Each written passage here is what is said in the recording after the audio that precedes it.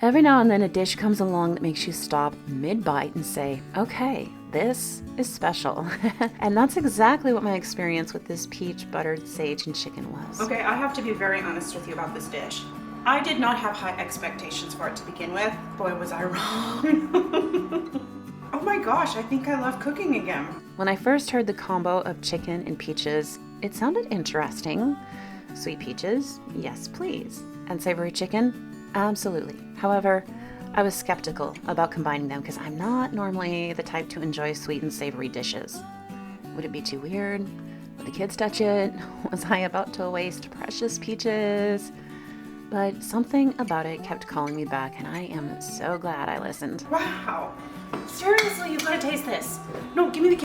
We are in the heart of peach season right now, and that means our counters were overflowing with these golden summer jewels. Last week at the farmer's market, I could not resist buying a whole case of peaches. They smelled like sunshine and tasted even better. When we got home, I took a vote, because in a house full of kids, you've got to build consensus when it comes to precious fruit. I didn't want any of it to go to waste on something that not everybody was going to love. Unsurprisingly, peach jam won by a landslide, just like it does every year. But we all agreed to set aside a few for breakfast cobbler and a few for something special, something different. I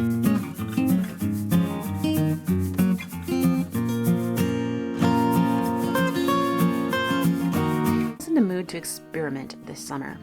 I wanted something sweet and savory, maybe even a little gourmet. This is the first year I've grown shallots in our garden, and I couldn't wait to use them in a dish that would let their sweet, mellow flavor shine.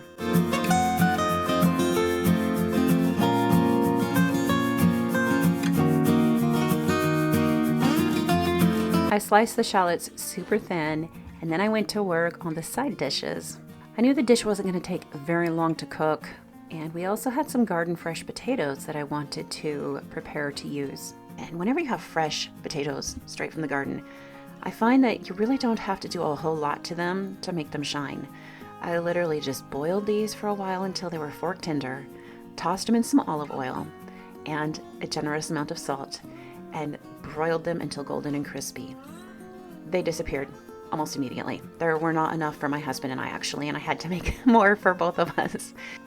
Here are my chicken thighs.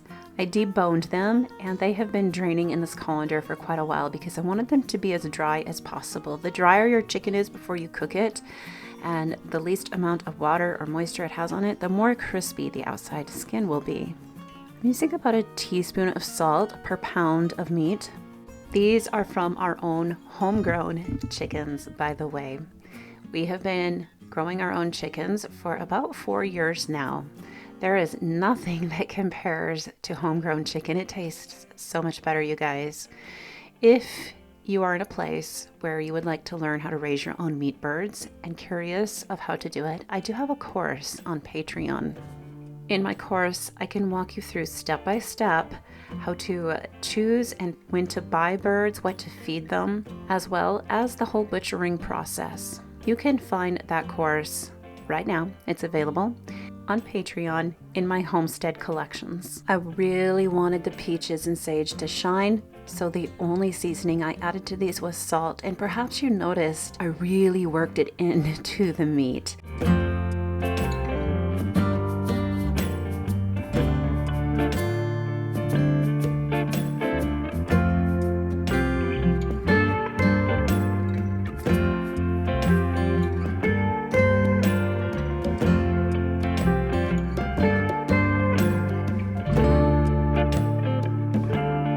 When you broil chicken, it's a good idea to put it skin side down first. That way, when you go to flip it and cook it for the last half of time, the skin is up and gets nice and crispy. If you do it the other way around, the skin will be all soggy.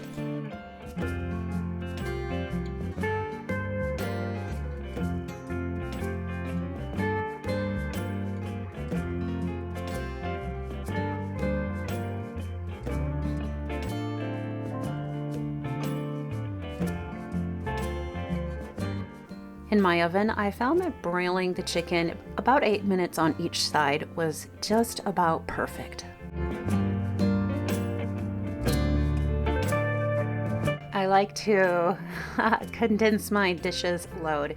So what I did is when I laid the chicken out on the 2 broiling pans, once it cooked, it shrunk. So I just combined that and put it all onto the 1 broiling pan because it all fit. And I have this pan here that I had cooked the chicken in. Now it's got a little bit of chicken broth in the bottom and a little bit of seasoning from that chicken. So it gave these potatoes a little extra layer of flavor. I am just dousing them with olive oil right now, and then I'm sprinkling them with a generous amount of coarse sea salt. And this gave the potatoes the most wonderful, crispy layer once they were broiled. It was so good.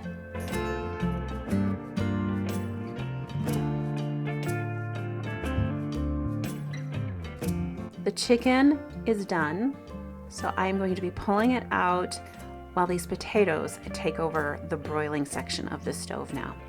And I'm going to start to make the peach and buttered sage chicken. When I make recipes, I don't generally measure anything. Even when I'm following a recipe, I just kind of go with what looks right. I got half a cube of butter here, and this was around 7 to 8 shallots. I'm going to use most of them for the chicken, but I will be topping the green beans with a little bit of them.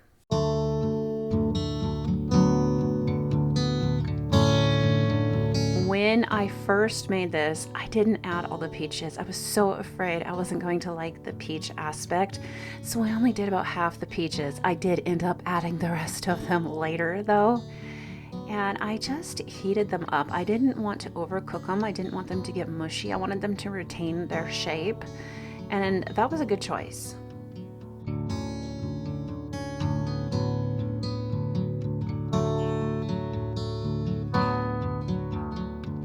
I'd originally planned to go with balsamic vinegar and basil, a classic combo, but something about the smell of those caramelized shallots paired with the peaches made me want to take it in a more warm and buttery direction. So I swapped the balsamic for a cup of raw honey and decided to fry out some sage leaves in butter until they were crispy, crackling, and aromatic.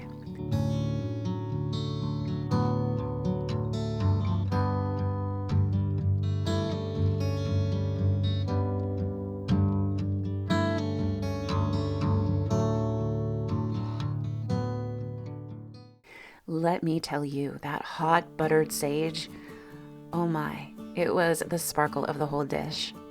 The result was this glorious skillet of peach glazed chicken with savory golden shallots and sage leaves crisped to perfection, all swimming in a glossy honey butter sauce. After one bite, the dish had me at hello. The younger kids wanted their chicken plain, which is not unusual, but the older ones were curious, and after one bite, they came back for seconds, and then thirds. That's how I know a recipe has gone from a risky experiment to a permanent place in our summer rotation. I served it with green beans, fresh from the garden and topped with shallots. Every bite of this whole entire meal tasted like a summer.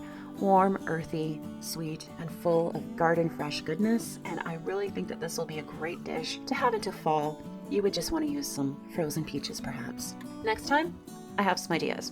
I think a handful of toasted pine nuts would be perfect for a little bit of texture, and maybe a scattering of baby arugula for a peppery contrast. This is the time of the year that I definitely want to get those last things like the arugula planted for our autumn garden. This dish was so versatile, simple, and bursting with flavor, a true celebration of summer's abundance. If you're feeling stuck in a dinner rut, or if you've got a few peaches sitting on your counter just waiting for something special, this is it.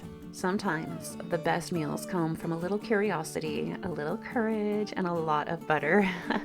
Try it, tweak it to your family's desires, make it your own, and let me know how it goes. By the way, with this recipe, it's a lot like most of my recipes. You do not have to follow it to a T. In fact, on the blog post that's going to go with this, didn't even put exact measurements. I just put general measurements. If you're anything like me, you know what your family likes. You know exactly how much of each ingredient your family likes. And with dishes like this, they're so versatile. So you really can't mess this recipe up. Just make it the way you know your family will like it. More shallots, less shallots, more sage, less sage, more honey, less honey. Don't be afraid to make this recipe your own.